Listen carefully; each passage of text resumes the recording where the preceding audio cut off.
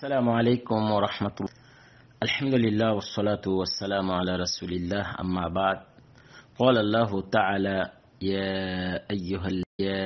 أيها الذين آمنوا كتب عليكم الصيام كما كتب على الذين من قبلكم لعلكم تتقون. وقال صلى الله عليه وسلم: بني الإسلام على 5: شهادة أن لا إله إلا الله وأن محمد رسول الله وإقام الصلاة وإيتاء الزكاة وصوم رمضان والحج من استطاع إليه سبيلا। সম্মানিত দিনী ভাইরা, আজকে আমি আপনাদের সামনে রোজার কিছু হুকুম নিয়ে আলোচনা করব। ওমা তাওফীকি ইল্লা বিল্লাহ। আল্লাহ রাব্বুল আলামিন পবিত্র রমজান মাসের রোজা আমাদেরকে ফরজ করেছেন। আয়াত আল্লাহ রাব্বুল আলামিন মুমিনদেরকে উদ্দেশ্য করে ইরশাদ করেন: হে মুমিনগণ, তোমাদের উপর রোজা ফরজ করা হয়েছে যেরকম ফরজ করা হয়েছিল তোমাদের পূর্বের উম্মতের উপর, যাতে করে তোমরা তাকওয়া অর্জন করতে পারো। এখানে আল্লাহ রাব্বুল আলামিন মুমিনদেরকে উদ্দেশ্য করে এই আদেশ করেছেন। তাহলে এখান থেকে বোঝা যায় রোজা রাখার জন্য শর্ত হচ্ছে তাকে মুসলিম হইতে হবে বা মুমিন হতে হবে। কোনো কাফের বা অন্য কোনো ধর্মের লোক যদি রোজা রাখে, সেটা আল্লাহর কাছে গ্রহণযোগ্য হবে না। কারণ রোজা রাখার পূর্ব শর্ত তাকে আল্লাহর প্রতি গ্রহণ করতে হবে, এরপরে গিয়ে রোজা রাখলে সেটা আল্লাহর কাছে গ্রহণযোগ্য হবে। 2 নম্বর, আল্লাহ রাব্বুল আলামিন আমাদেরকে এটাও জানিয়ে দিচ্ছেন যে এই রোজা শুধু আমাদের উপর ফরজ না, বরঞ্চ আমাদের পূর্বের নবীগণদের উম্মতের উপরও এই রোজা ফরজ ছিল। এরপর যে জিনিসটি আল্লাহ রাব্বুল আলামিন আমাদেরকে জানাচ্ছেন, লাআল্লাকুম তাত্তাকুন, এই রোজার মাধ্যমে আমরা তাকওয়া অর্জন করতে পারব। আর তাকওয়াটা কি? তাকওয়া হচ্ছে যে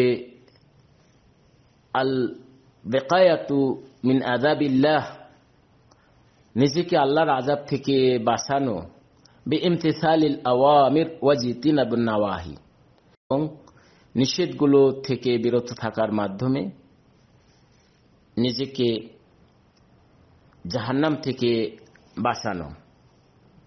এটাই হচ্ছে তাকওয়া। যখন আমরা রোজা রাখব, সমস্ত প্রকার অশ্লীল কাজকর্ম থেকে আমরা নিজেকে বাঁচাইতে পারব। তাহলে সোম কাকে বলা হয়? আর সোম শাব্দিক অর্থ হচ্ছে আল ইমসাক, অর্থাৎ বিরত থাকা। আর শরীয়তের পরিভাষায় সোম বলা হয় আল ইমসাকু মিন তুলুইল ফাজরি ইলা গুরুবিশ শামস মিনাল আকলি ওয়াশ শুরবি ওয়াল জিমা বিনিয়াতিত তাআব্বুদ, অর্থাৎ ফজর তুলু থেকে শুরু করে সহবাস থেকে বিরত থাকা ইবাদতের উদ্দেশ্যে, যে আমি আল্লাহর সন্তুষ্টির জন্য খানা পিনা সব ত্যাগ করলাম। এটা রোজার নিয়ত থাকতে হবে যে আমি আল্লাহর সন্তুষ্টির জন্য এটা করতেছি, আমি রোজার উদ্দেশ্যে এটা করতেছি। তাহলে এখান থেকে বোঝা যায় যে এই রোজার জন্য সেহরি খাওয়ার পর নিয়ত থাকতে হবে। আর নিয়ত হচ্ছে অন্তরের কল্পনা।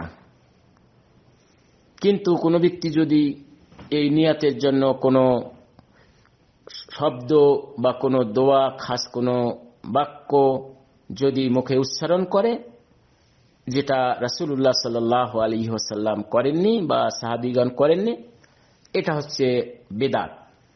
তাহলে নিয়াত হচ্ছে কি? মত যে কোনো ব্যক্তি যদি রমজানের শুরুতেই পুরা রমজানের নিয়াত করে নেয়, তাহলে তার পুরা রমজানের নিয়াত হয়ে যাবে। আর আমরা যখন সিহরি খাওয়া শেষ করলাম, আজান দেওয়া সময় হয়ে যাবে, তখন অটোমেটিক আমাদের অন্তরের মধ্যে এসে যায় যে আমরা ইনশাআল্লাহ রোজা রাখতেছি আজকে। তাহলে এটাই হচ্ছে অন্তরের কল্পনা, এটাই হচ্ছে নিয়াত। হাদিসে এসেছে রাসূলুল্লাহ সাল্লাল্লাহু আলাইহি ওয়াসাল্লাম ইরশাদ করেছেন, মান লাম ইয়াদা কাওলা যুরি ওয়াল আমালা বিহি ওয়াল জাহাল ফালাইসা লিল্লাহি হাজা আন ইয়াদা তাআমাহু ওয়া শারাবাহু। যে ব্যক্তি রোজা থাকার পর মিথ্যা কথা, মিথ্যা সাক্ষী, ওয়াল আমালা বিহি এবং সমস্ত প্রকার অশ্লীল কাজকর্ম থেকে নিজেকে বিরত রাখলো না, সে ব্যক্তি সারাদিন না খেয়ে না পান করে যে রোজা রাখলো, এই রোজার মূল্য আল্লাহর নিকটে নেই। তাহলে বোঝা গেল রোজা তখনই আপনার গ্রহণযোগ্য হবে যখন আপনি সমস্ত প্রকার অশ্লীল কাজকর্ম, মিথ্যা, হারাম সব থেকে নিজেকে বিরত রাখতে পারবেন। আর এটাই হচ্ছে রোজার উদ্দেশ্য। তাহলে আপনি তাকওয়া অর্জন করতে পারবেন। তদ্রুপভাবে হাদিস দ্বারা এই রোজা ফরজ প্রমাণিত হয়। রাসূলুল্লাহ সাল্লাল্লাহু আলাইহি ওয়াসাল্লাম ইরশাদ করেছেন যে ইসলামের স্তম্ভ 5টি।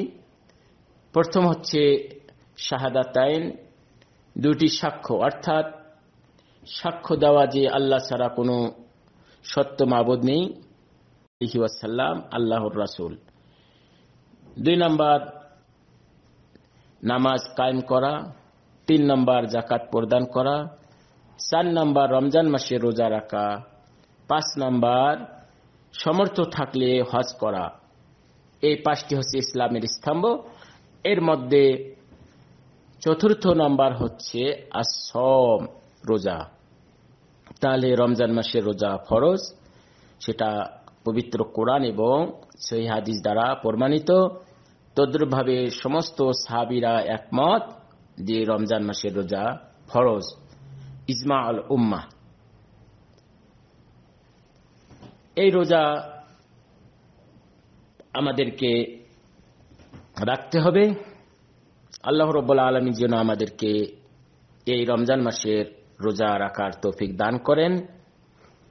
এই রোজার মাধ্যমে তাকওয়া অর্জন করতে পারি, রোজার মাধ্যমে যেন আমাদের সমস্ত প্রকার পাপকে মোচন করতে পারি, রোজা যেন আমাদের পবিত্র করে আমাদের আত্মাকে, রোজার মাধ্যমে সমস্ত প্রকার পাপ থেকে যেন আমরা মুক্ত হইতে পারি। আল্লাহ রাব্বুল আলামিন যেন আমাদেরকে রমজান মাসের রোজা রাখার তৌফিক দান করেন। পরবর্তীতে ইনশাআল্লাহ আরো আলোচনা হবে। আসসালামু আলাইকুম ওয়া রাহমাতুল্লাহ।